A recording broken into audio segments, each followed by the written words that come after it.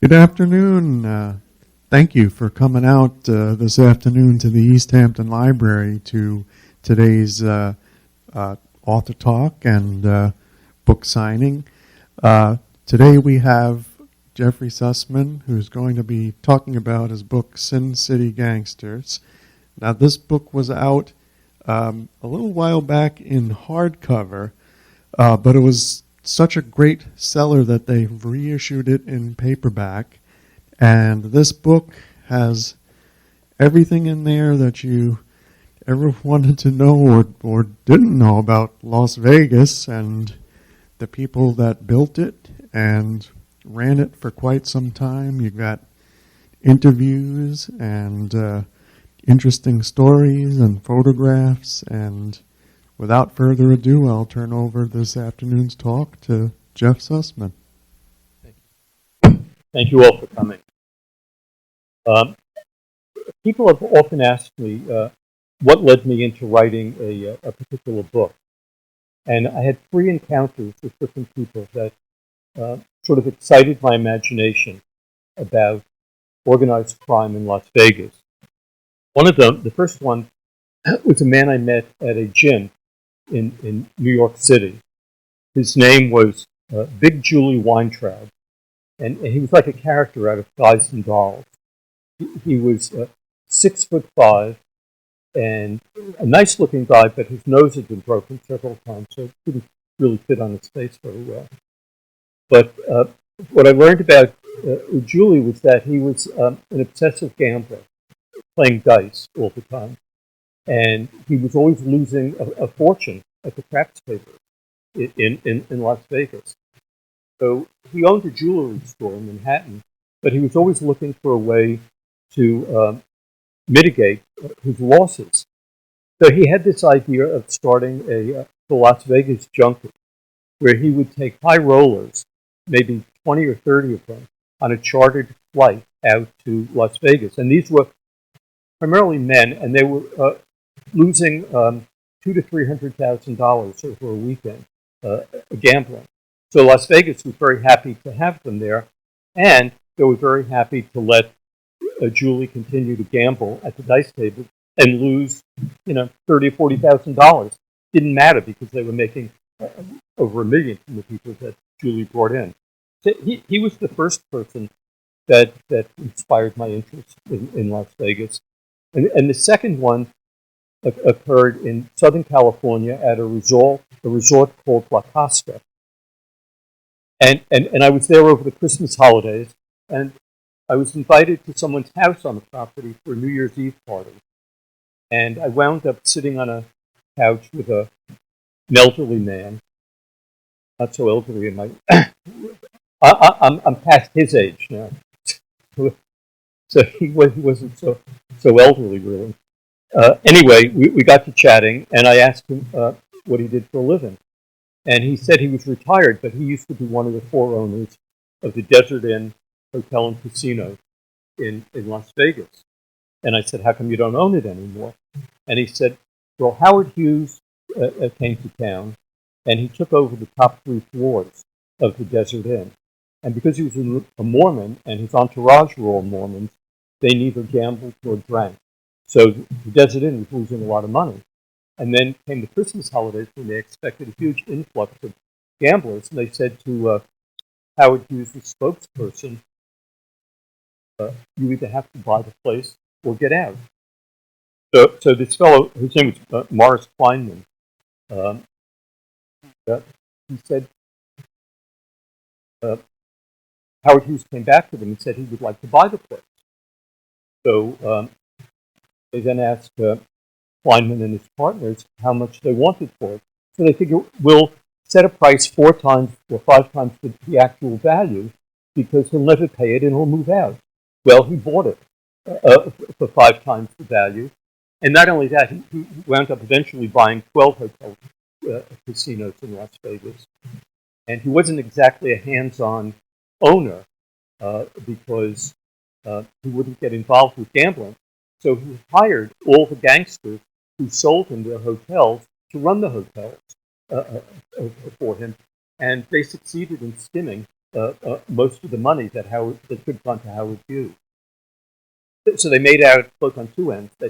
They sold their casinos at inflated prices, and then they continued to make money from Howard Hughes because he hired all the wrong people to run his casinos. The third thing that interested me, or got me interested, was when I had a marketing PR company. I had a client in Chicago who had a trucking company, and he belonged to a private club in downtown Chicago by the Loop. I think it was called the Standard. And he invited me for dinner. I got there about 15 minutes before. And I walked in, and he was sitting at the bar with another man. Motioned me to come over, my hand, and he introduced me. This is Tony Accardo.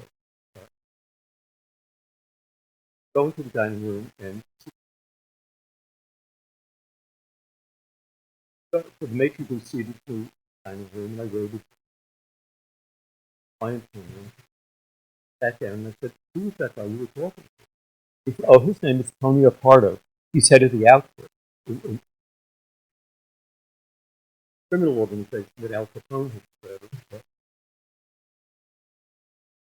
Why were you having a drink? Well, I've had a problem with people pilfering from my trucks. And so I went to see him, and he said, but then my client pulled out this big pin, about this big, with Tony Accardo's face on it, and it said, "Happy Birthday, Big Tuna." And when I got back to New York, I didn't know who Tony Accardo was. I looked him up, and it turned out that he had started his gangster career with Al Capone. He was known as Joe Batters because he used to beat up people with a baseball bat to Al Capone. And at the time that I met him, he was the outfit in Chicago owned 4 major casinos. The largest one being Accardo. So those are the things that got me interested in this. Plus, I had written an earlier book in which I devoted a chapter to Bugsy Siegel. And Bugsy, or Benny Siegel, often credited as the founder of,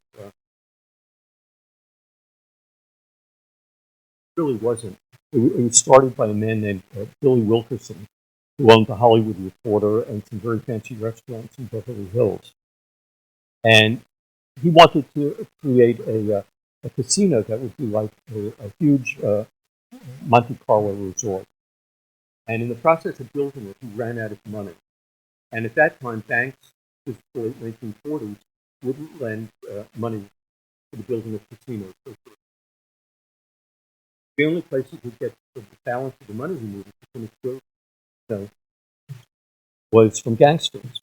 And that was primarily Meyer Lansky, Lefty Rosenthal, and Bugsy Bunless.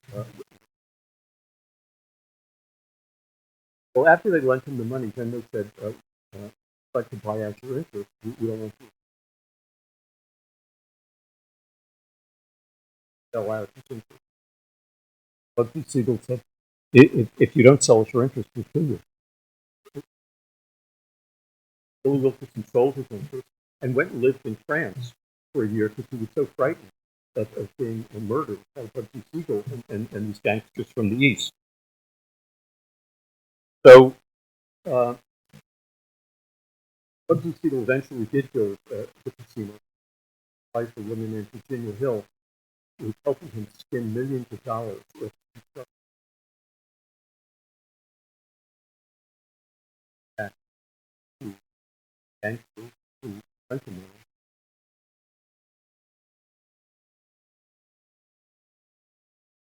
House he rented in Beverly Hills. But then I discovered a man named Moe Dalitz, who was hardly known outside of Nevada. Was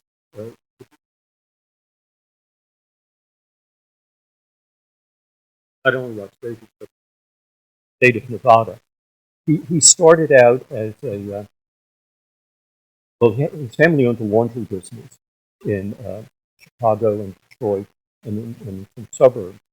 And when they tried to unionize his workers, he went to an old friend of his named Jimmy Hoffa and asked him if he could prevent unionization of his laundry. And during Prohibition, Moe Dalitz and gang known as Morris Kleinman and met Moe Dalitz, I mean, Buck Top and Robert Tucker. They were the original owners. They got the money to buy the business.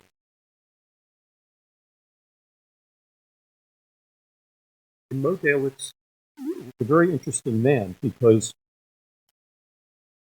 his transit from a bootlegger to a casino owner to being the greatest builder in Las Vegas. He built a hospital, he built churches and synagogues and shopping malls, and hospitals.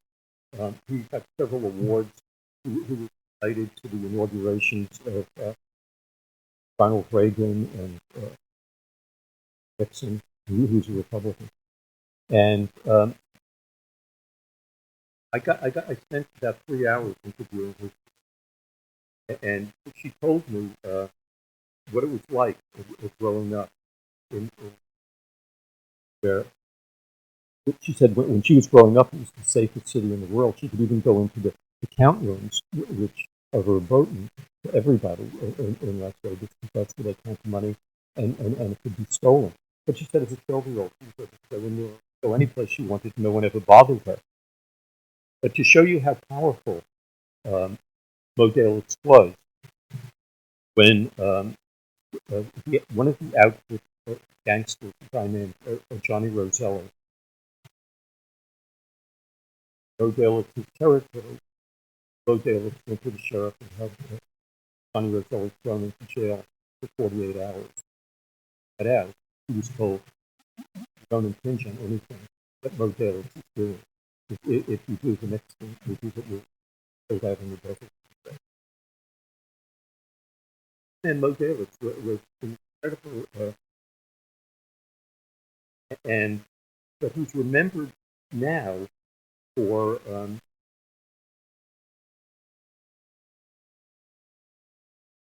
there are families that the grandfather started out as a gangster, and the son went into legitimate.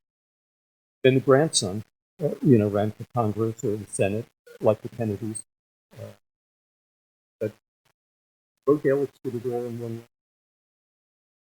And from being a gangster to being most celebrated philanthropist. Don't the son open to him because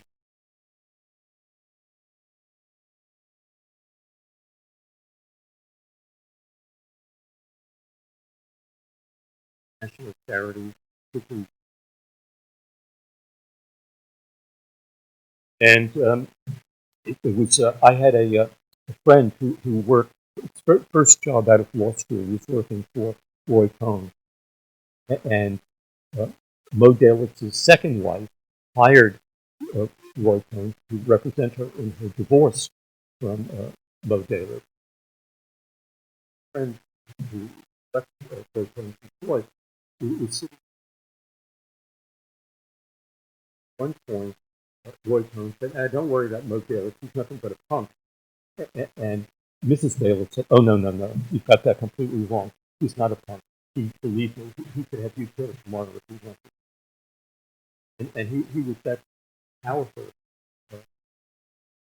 Once sitting in the Polo Lounge at Beverly Hills Hotel, and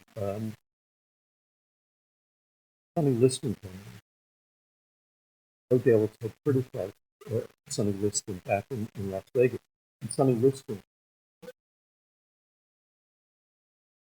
Moe Dalitz's table, and said, "I heard you've been badmouthing me in Las Vegas." And I'll use a word that shouldn't be used, but it's a direct quote. Moe Dalitz said to him, "Get away, nigger. And if you don't get away, in 20 minutes I can make a phone call and have you dead. And some of us just turned around and walked out of the corridor. That's scary and powerful. Now, I said that earlier that they had sold their hotel casino, the Desert Inn, to Howard Hughes. And Howard Hughes arrived in Vegas in a sealed box plane because he was a germaphobe. Desert Inn. Never left his room. And the major part of his diet was Baskin and Robbins ice cream. And he would only eat the walnut flavored ice cream. And because of his crazy diet, he was constantly constipated. And he spent hours every day sitting on the toilet, screaming and yelling about something's wrong with him. And when he finally left Las Vegas, before he left Las Vegas, the owners of the Desert Inn were trying to get more walnut Baskin Robbins ice cream for him, and they had stopped making it. So they finally located a warehouse that kept frozen ice cream, and they were able to order 350 gallons of walnut ice cream. And a week later, Howard Hughes left the hotel, and they were stuck with 350 gallons of walnut ice cream.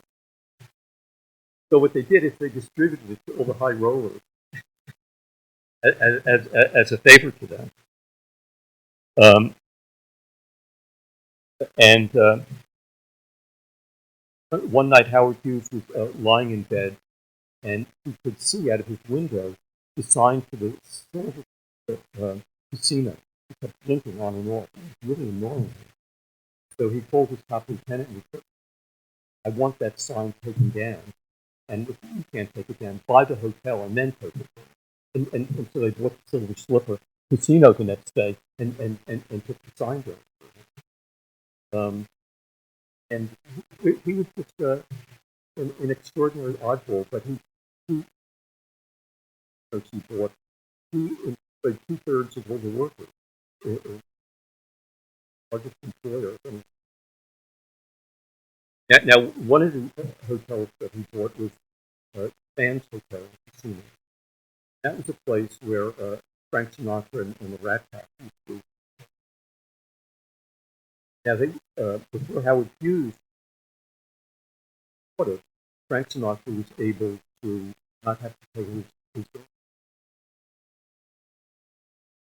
He did gamble, who wanted to see Frank Sinatra. Well, after Howard Hughes bought the place, he said, anyone who owes the hotel money should not get any more credit to gambling unless they pay it. One night, Frank Sinatra was playing blackjack. He loved playing blackjack, and he was losing. And he already owed the hotel. He wanted credit for another $50,000. And the casino manager, my name is Tony Napoli, who I interviewed, told Frank that he wasn't allowed to give him any more credit. Frank Sinatra became furious. A couple of days before this happened, he had ordered a hamburger in the dining room. The way it was cooked. So he threw it against the wall, and he demanded that the waiter and the chef be fired. Well, they weren't. But incidents like that caused the workers in the hotel and other casinos to really dislike Frank Sinatra. But anyway, after he was denied the opportunity to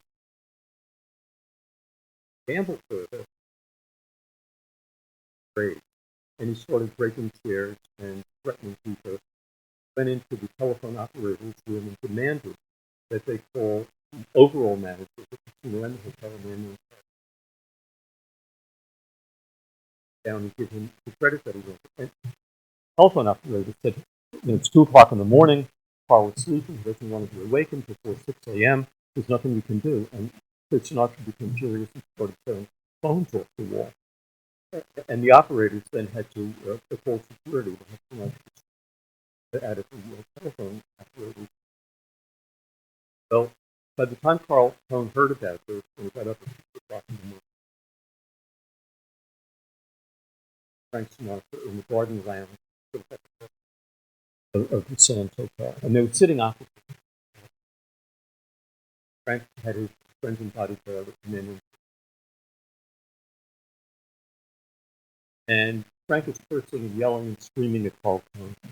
And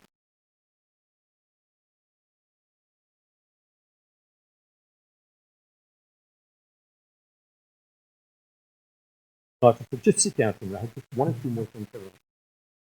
Carl Tone sat down, and Frank Sinatra said, you know, you're nothing but a dirty Jewish kite.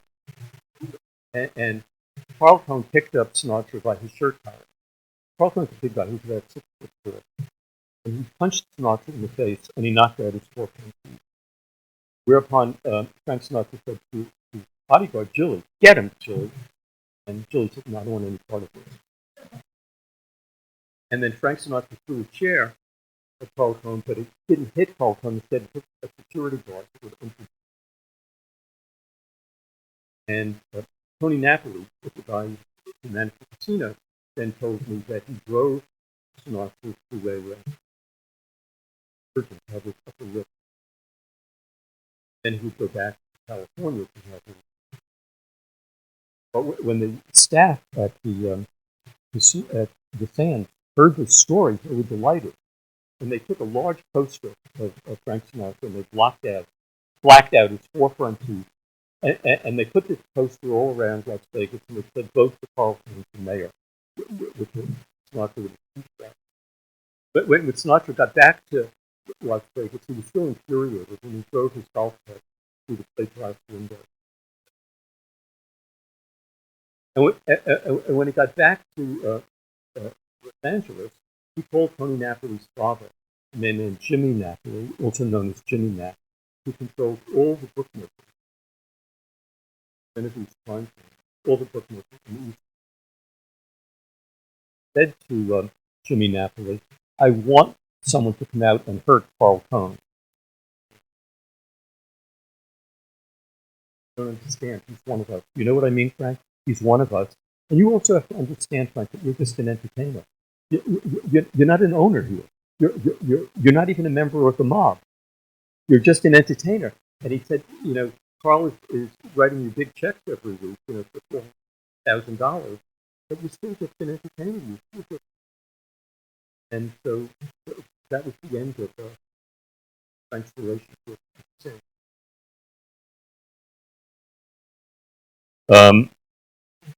Then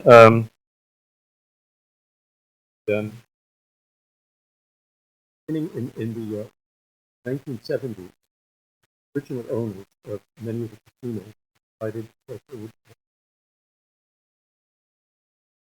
they began selling their casinos to members of the outfit, the Accardo equivalent of the five mafia families of New York, but the outfit is even more powerful.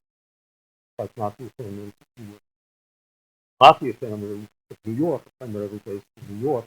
The outfit, their tentacles extend all over the United States. And they have subsidiary members. So they bought the Stardust, and they put a front man in Alan Griff, who thought that he was absolutely the owner of the Stardust, and he wasn't.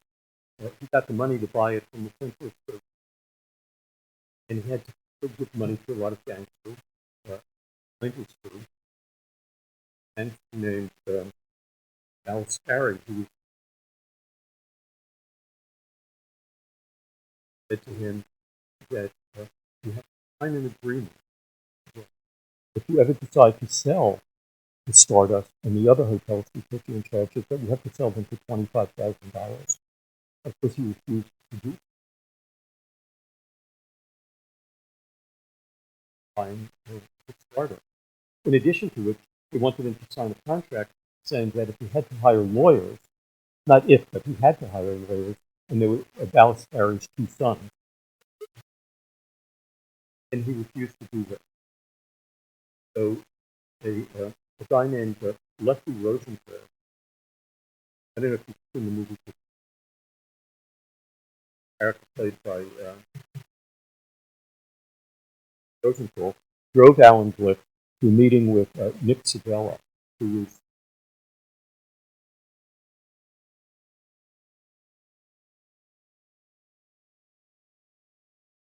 don't sign these three.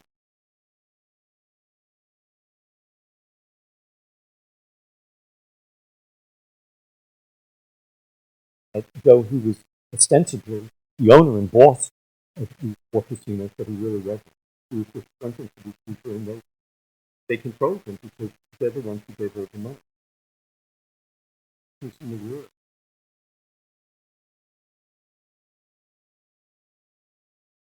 Because the house always wins, and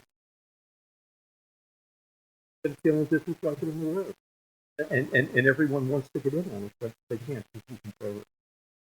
And after the East Coast mafia and organized crime people sold their interest in Russia,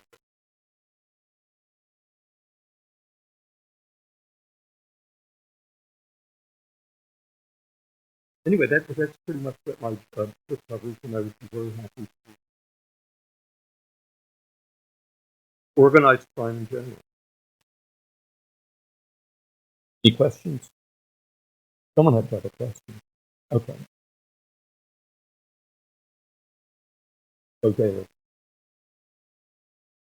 No. He was very good to his wife. He was married, I think, 4 times, and he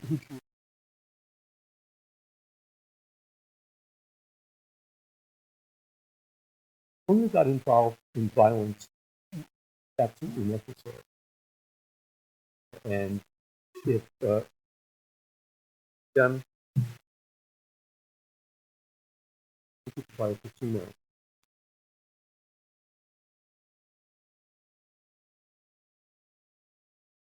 by the chef of that casino,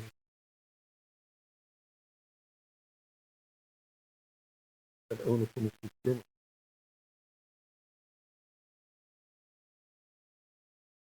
Okay, so I mean, he would commit violence and that kind of thing.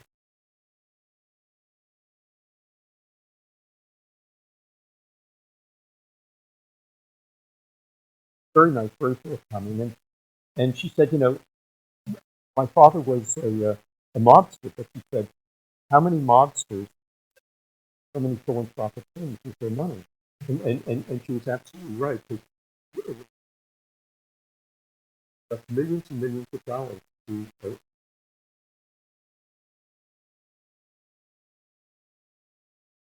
so he was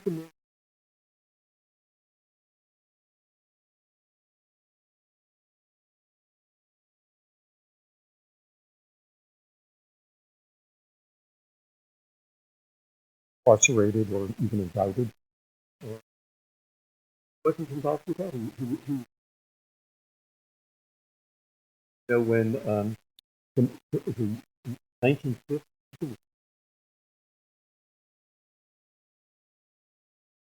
they wanted to call Moe Dalitz, summon him to be a witness, and he didn't want to be.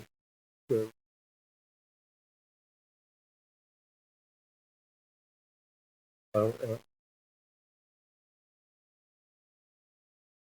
had 2 of his cohorts set up Keith Alford with a prostitute, and then they photographed it, and they said, if you don't want us to release the photograph, don't call Moe Dalitz. Summoned to the committee, and he wanted to run for president that year, so he was to Moe Dalitz. And the same thing happened during the McClellan hearing.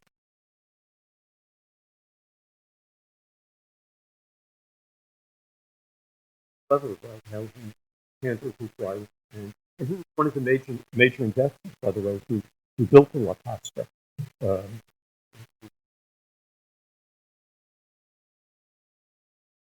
then a magazine called Penthouse did an expose on Moe Dalitz and partners' involvement in building La Pasta. He sued Penthouse and brought them to the edge of bankruptcy. And if they recall, the $1 million.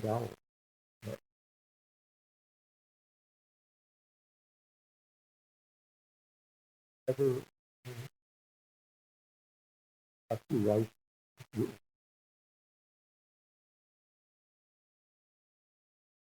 anything else?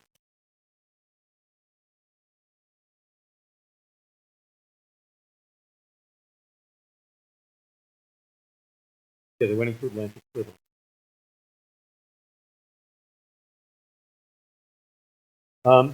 When I wrote a book called The Big Apple Gangsters, and one of the chapters in that book is about a man named Sammy Gravano. That is something for the country.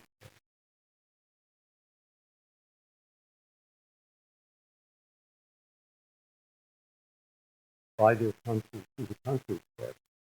Country club before. So Sammy Gravano said that when he looked at the skyline of New York, he realized that his cement companies were responsible for the new skyline of New York. And he said one of the primary goals was to go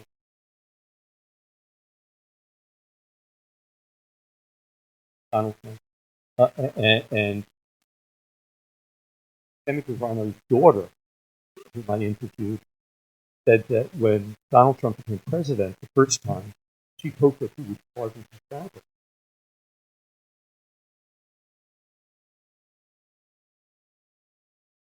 Trump needed to deal with those people if he was building in New York.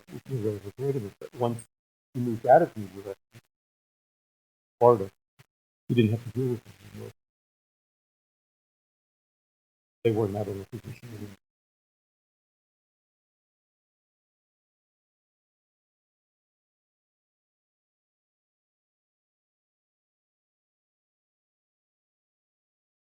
Absolutely. Yeah. There was no way of avoiding it. I knew your father-in-law was in the mafia, or well, it didn't matter. I mean, anything. But if you wanted to be a building developer, excuse me. That I mean, well, Sammy Gravano was around 70s and 80s. Country Club existed before that. He was a very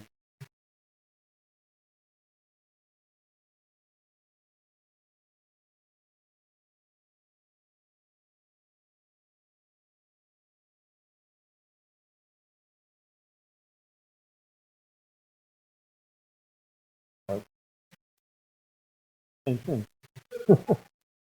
I was friends with a man who was in a lot of real estate development in Massachusetts, and he wanted to put up a building on 8th Avenue and 50 something, whatever it was. But then when he started having to deal with these people,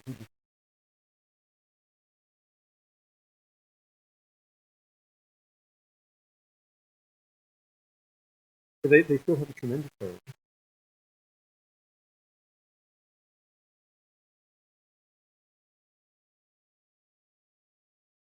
No one's going to oust them or indict them. I mean, they're just making millions. Which is, I mean, one of the things about organized crime is extremely adaptive. You know, if the government puts up an obstacle, they find a way around it. With heads of mafia families or other organizations. It's never ending. They're constantly thriving. So in different areas in the health.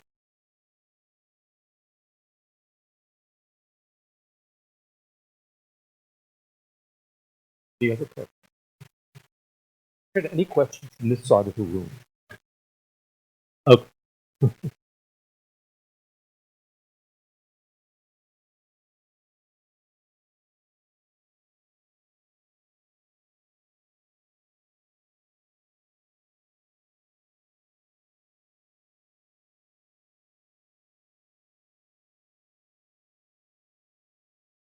Well, I had a book that came out in April called Backbeat Gangsters about how the rock music industry was taken over by organized crime. And a number of the people I wrote about in that,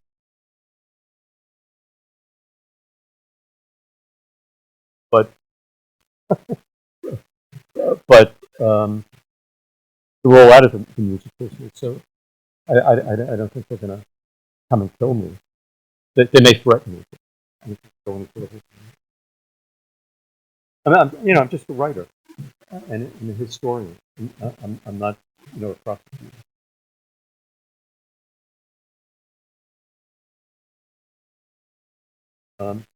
The mafia and the National Crime Syndicate, which is different from mafia, had a policy of never shooting reporters, editors,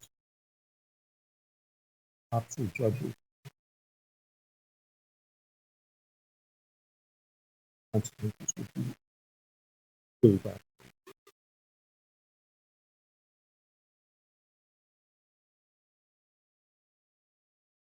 The other question. I'm working on another book. Well, I have a new book coming out in February called Mafia Hits and Misses, Wars and Prosecutions. And it's sort of a history of mafia during the 20th century and how they've adapted. Beginning with Thomas Cruise,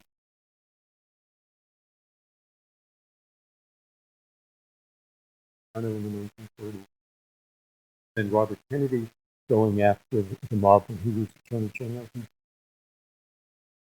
465 indictments against mafia figures in prison. And then you had Rudy Giuliani with the commission trial, where he sent the heads of 4 of the mafia families. And I interviewed a number of detectives who work in the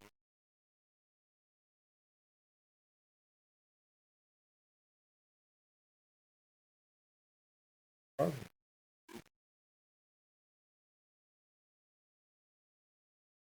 If they're indicted and tried under the RICO statute, they could go to prison for 100 years. That before the RICO statute was put into effect, they may get sentenced to 10 years in prison, and then they would serve 7 years in prison. They felt that they could do that.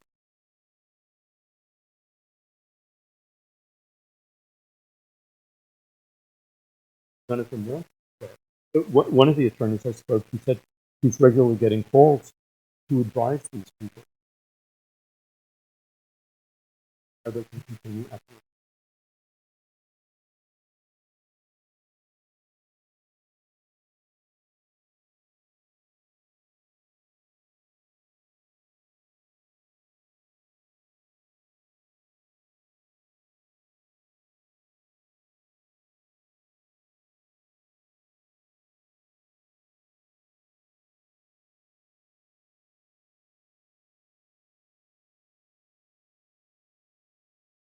Well, I think Casino was fairly accurate. The only thing that wasn't mentioned was how Lefty Rosenthal and his wife were both FBI informants, and they didn't get the killing of Joe Pesci character killed in Chicago and then driven to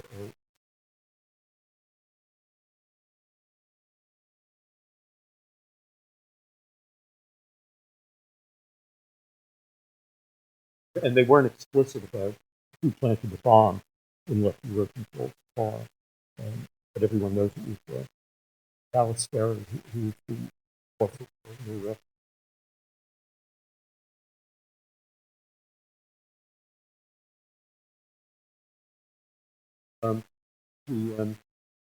The Goodfellas is a fairly accurate movie. So there are a couple of things that got wrong. Henry Hill, the character, that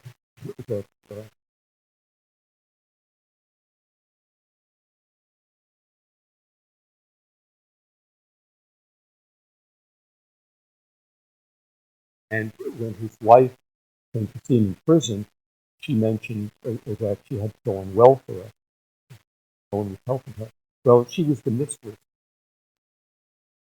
Bulgaria, the character that was based on her fault. And he was the only one who was a member of the mafia. These other guys were just dead.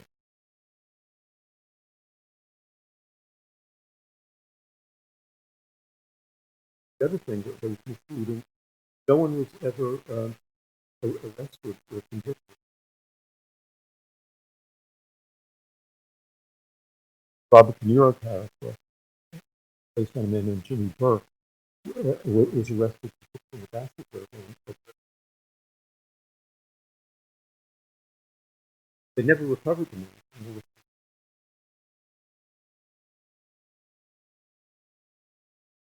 Tried anyway. Many years ago, I had spoken to Mario Puzo about The Godfather, and he said, Godfather was a fairy tale for adults. In other words, everything that happened in the movie was made up.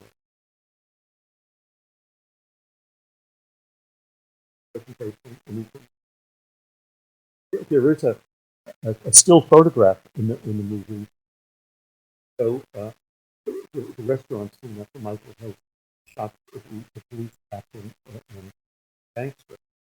That was a real photograph of a mafia killing, but it was the killing of a man named Willie Moretti, who restaurant.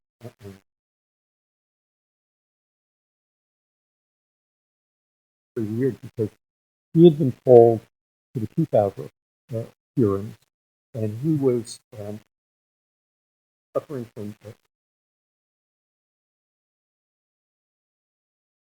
training, and he started telling jokes. And he would say things like, they'd say, "Are you a member of the mafia?" And he'd say, "Well, I don't have a membership card, so I don't think I'm a member." And the mafia was getting really upset about this. They were worried that they invited him to lunch.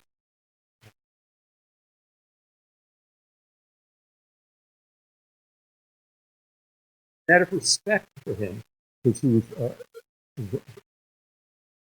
Frank Costello's cousin and mafia boss for years, they shot him in the face. Instead of shooting him in the back of the head, that was considered a more honorable thing to do. So while he was having lunch, they shot him in the forehead. And that man, incidentally, Willie Moretti, was Frank Sinatra's godfather. And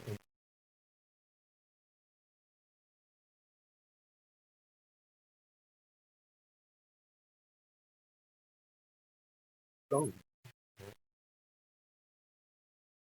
life and career. I have one of my books, a report on an FBI tape of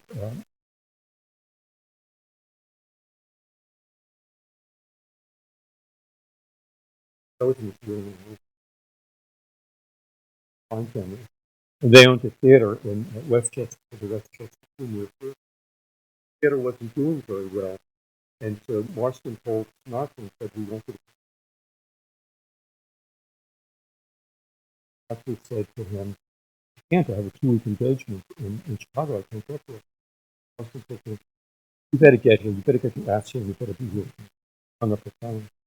And Sinatra was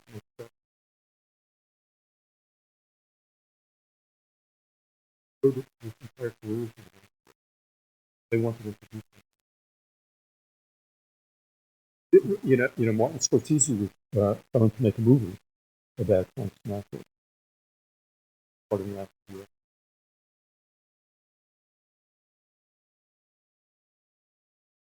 Artifact film called Sinatra. And she said she would only provide it if they did not mention anything about Sinatra's involvement with the mafia, and never mentioned the fact that he carried an attaché case of $2 million to Lucky Luciano in Cuba in 1930.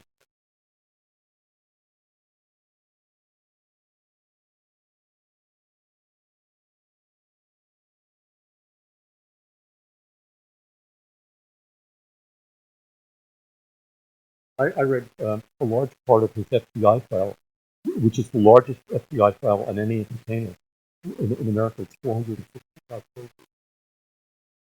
And J. Edgar Hoover was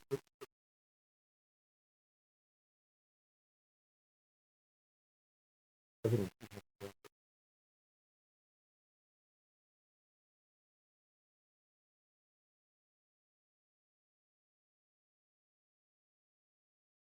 Well, there were two instances where he almost, well, it's the front with Sam Giancana's half ownership of the Calneva Lodge.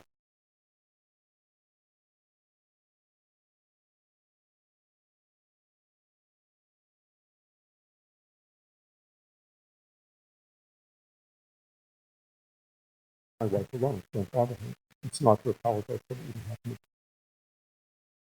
Then the next time that I was pick up was Frank Sinatra at it again, and they got into a fight. Later, he was driving another car, forces him off the road.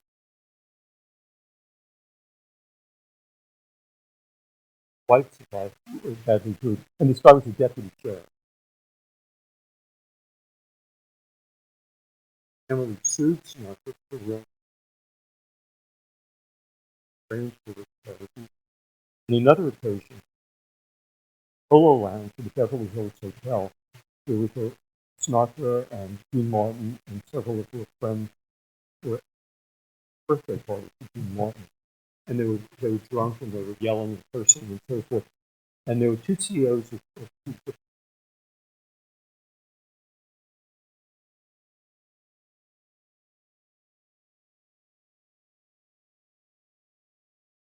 Sinatra was infuriated.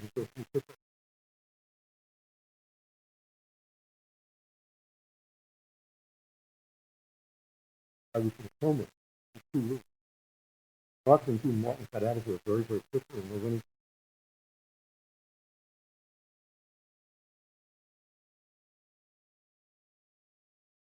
They called the hospital every day to find out if this guy died or not. Out of the coma, afterwards,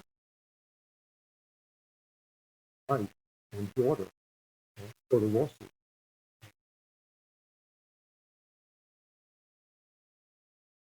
Threatened that if they went through the lawsuit, they would.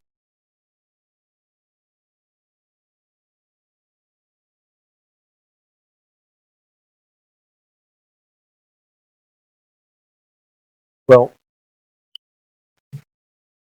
complicated story. I mean, Joseph Kennedy paid the Chicago outfit for all the votes in the 1960s. One of the closest elections. Lyndon Johnson controls the votes in Texas. So there was a connection. Joseph Kennedy.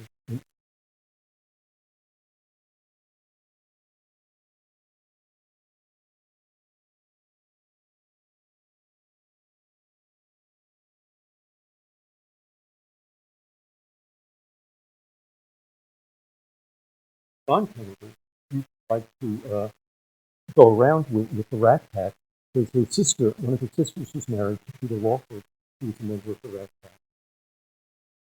He heard all these stories. He loved hearing, John Kennedy loved hearing gossip.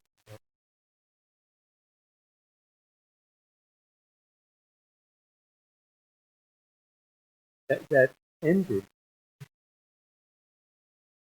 Bobby Kennedy said to John Kennedy that he should stop associating with Frank Sinatra because Frank Sinatra was involved with the mob and was a close friend of Sam Giancana, and Bobby Kennedy knew brother and Sam Giancana were sharing the same mistress.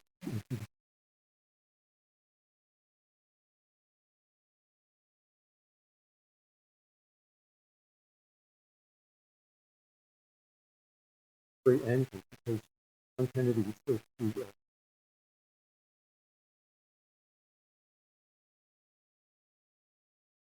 built a special carport on his property to accommodate the presidential.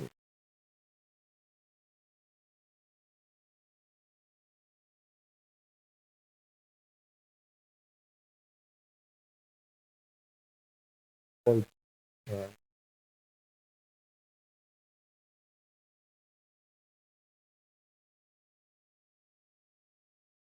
but it was also very difficult for the family because Bobby Kennedy went after the man.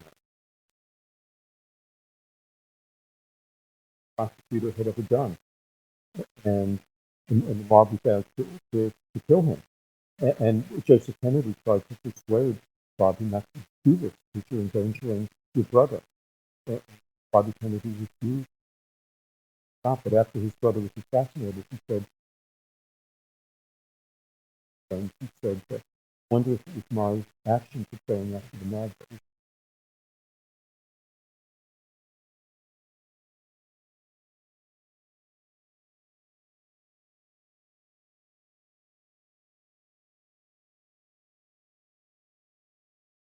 I don't think so. The only striking thing about that is that Sirhan had a gun that only contained 6 bullets, and they found 12 bullet holes in the wall of the area where Bobby Kennedy was shot. That's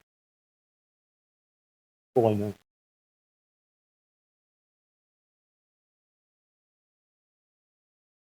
Any other questions? Thank you very much for coming.